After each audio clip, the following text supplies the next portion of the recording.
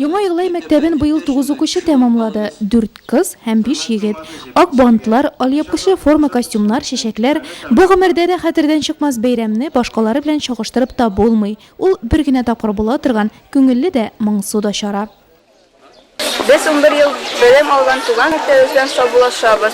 Bölüm yurtubuz hem okuşlarımız bilen hoşlaşığı bir avır. Çünkü biz müstakil turmuş yoluna ayak bası olduğunda durabız. Lakin biz bir bәхетлешин ki mektepte algan bölümlerimiz uy hıyallarımızı turmuşka aşıra hiç bulaşacak. Соңгы кыңгырау саубулашу мизгеле генә түгел, 11 ел буена мәктәптә алган белемнәреңә нәтиҗә ясау мөмкинлеге дә. Олимпиадаларда, мәктәптән тыш чараларда, спорт ярышларында актив катнашкан укучылар мактау кәгазьләре белән бүләкләнде. Авыл җирлеге башлыгы Гүзәл Лотфуллина укучыларга уңышлар теләп, олы тормышка нигез салуга беренче капиталны кертте, акчалата бүләкләр өләште. Bizim için bu iş şartlıklı Тик biz biraz dokunlanabız. Çünkü biz birden devlet imtihanı bileşekbiz.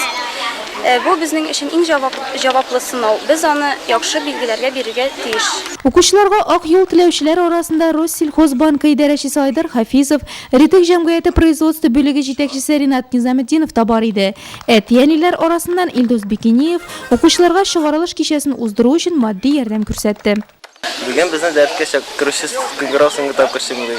Безнең 11 елы бергә утырган сыйныфташларымны, белем тәрбия биргән укытучыларымны беркайчан онытмабыз. Рәхмәт сезгә барысы өчен. Соңгы кыңгырау шыңы. Бу көнне ул чыгарылышлыларны, балаларын олы тормыш юлына бастыручы әти-әниләрне генә юлатып калмады. Ничә еллар буена укучылары белән бер гаилә булып яшәгән сыйныф җитәкчесе Лилия Галиеваның күзләрен дә яшьләндерде.